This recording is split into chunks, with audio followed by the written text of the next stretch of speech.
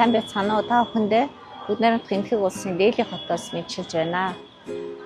Өнөөдөр энд Монгол улсын ерөнхийлөгч, Бүгд найрамдах Энэтхэг улсын ерөнхийлөгч, ерөнхий сайдын урилгаар төрийн айлчлал хийж байна.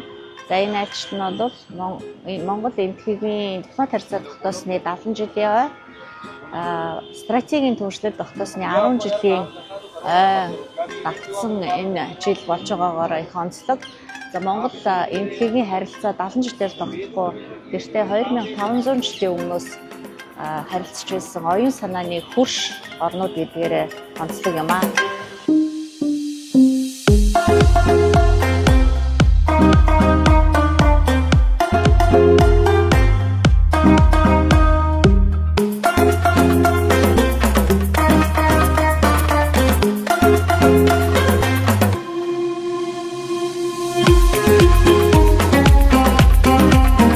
Ингээд Монгол улсын ерөнхийлөгч Хүрэлс Сүх ерөнхий сайд Нарендра Модитой албан ёсны хэлэлцээ хийсэн. За энэ хэлэлцээний үеэр 10 гаруй баримт бичиг байгуулсны зарим онцлогоос нь дурдах юм бол хоршоолыг дэмжих тухай Монгол улсын засгийн газар болон Энэтхэг улсын засгийн газар хоорондын хэлэлцээр хүмүүнлэгийн тусламжийн чиглэлээр хамтран ажиллах тухай хоёр улсын засгийн газар хоорондын санамж бичиг.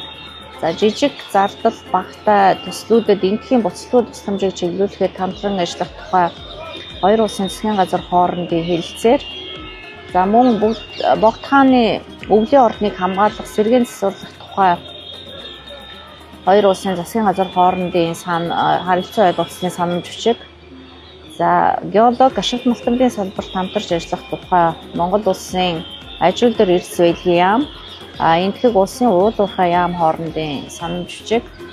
За соёлын солилцооны тухай Монгол улсын соёл спорт аял жуулчлал залуучуудын яам болон Энэтхэг улсын соёлын яам хоорондын 2025-аас 2029 оны хооронд хэрэгжүүлэх хөтөлбөр. За мөн хамтран ажиллах тухай Монгол улсын хууль зүйн дотоод хэргийн яамны харьяа, гадаадын эргийн харьяатын газар за мөн Бүгд найрамдах Энэтхэг улсын дотоод хэргийн яамны харьяа цагаачлалын газар хоорондын санамж бичиг. За мөн Монгол улсын Архангай аймаг болон Бүгд найрамдах Энэтхэг улсын Лэг хот дахь Ладакийн автомат бүсийн хөгжлийн зөвлөл хоорондын хамтран ажиллах тухай санамж бичиг.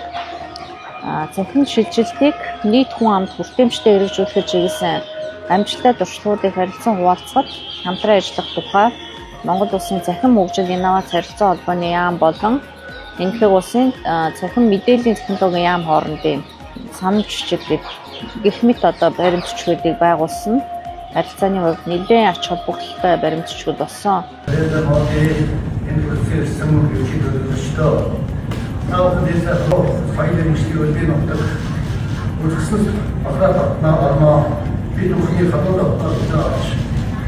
Бүгд үзүүлж хүндэт ирэхээс тань болон Энэтхэг улсын төр засаг найсаар бүлчилсэйг хэлье. Сүүлд ямар улс Монголоос руу соёл эрдэнэ хүн ухаан орчин цагийн хөгжил дэвшлийг хослуулсан Энэтхэг улсад хоёр улсын хооронд дипломат харилцаа тогтоосны бүх 70 жилийн тохиолдолд Монгол улсын төрийн ажил хийж байна. Монгол улсын Энэтхэг улсыг өөрийн гурав дахь хөрш өмнөд Арс Энэтхэг номхон далайн бүс модтой оюун санааны түн шинээр үздэг бөгөөд манай хоёр улсын стратегийн туршилтын харилцааг олон бүр үнэлэр өгч хамтын ажиллагааны цар хүрээлэх хөгжүүлэх нь Монгол улсын гадаад бодлогын эрүүл чиглэлийн нэр дэвшиг үзүүлэх хүсэж байна. За 10 жилийн өмнө бид нар стратегийн түншлэл хүрэхдээ модын ерөнхий сайдын үеэр бас хэд хэдэн томоохон төслүүдийг тохирч хэрэгжүүлж байгаа. За энэ хамгийн том төсөл нь бол газрын төсний үйлдвэр. За энэ манай одоо эдийн засгийн хараат байдлыг бууруулах, за эрчим хүчний хувьд одоо нэлээд өндөр түвшинд хөгжихэд одоо хамгийн том бүлгэц үзүүлж байгаа төсөл. За энэхийн талаас энэ төслийг бол дэлхийн бусад бүх оронтой хэрэгжүүлж байгаа төслүүдээс хамгийн том төсөл нь гэж үздэг. Энэ газрын төсний үйлдвэрийн төсөлд одоо айлын тав маш их ач холбогддог. Ковидын үед үйл ажиллагаа нь жоохоо одоо удаашрсан хэдий 2027 онд одоо нээлттэй хийснээр энэ үйлдвэр бол асар том хүчин чадалтай ийм үйлдвэр болох юм аа. гэдэг энэ асуудал дээр нэлээд тогтож ярилцаад за энэ дээр бид нар газрын төсвийнхээ нөөцийг нэмэгдүүлэх, за газрын төсвийн олборлол тайгуул дээр бас цаашдаа хамтарч ажиллаж болох юм а гэдэг ийм зүйлийг ярилцлаа. Англи хэлний багш нарыг бас 1000 багш бэлтгэж өгье гэдэг энэ саналыг мань дэмжсэн. За мөн одоо өндөр технологи, мэдээллийн технологи, инженерийн чиглэлээр бас 1000 одоо оюутныг мэрэгчлэнүүдийг сургаж өгье гэдэг энэ ийм сайхан одоо зүйлүүдийг бас модын ерөнхий сайд амлаж хэлсэн байгаа. За цаашдаа бид нар Монголд байгаа энэтхэгийн боловсролын одоо сургууль байгаа тийм ээ, дунд сургуулийн.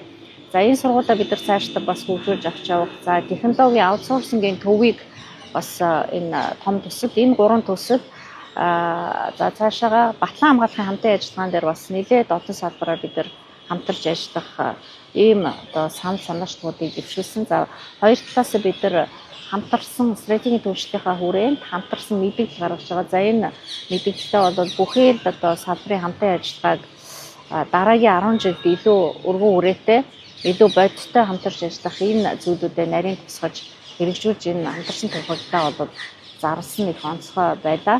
За бизнес форум зохион байгуулж энэ айлчлалын хүрээнд Монгол улсаас 60 гаруй аж ахуйн нэгжийн төлөөлөл, за энэтхийн талаас 70 аж ахуйн нэгжийн төлөөлөл ирж байгаа. За энэ бизнес форум бол нэлээд үр дүнтэй болох бах. Эмийн чиглэлээр эмийн болон эмнэлгийн багаж тоног хөрөмжийн чиглэлээр энэтхэг улс бол бас маш өндөр түвшинд хөгжсөн. За энэ чиглэлээр бас манай аж ахуйн нэгжүүдэд сонирхолтой саналууд ирж байгаа юм байлээ.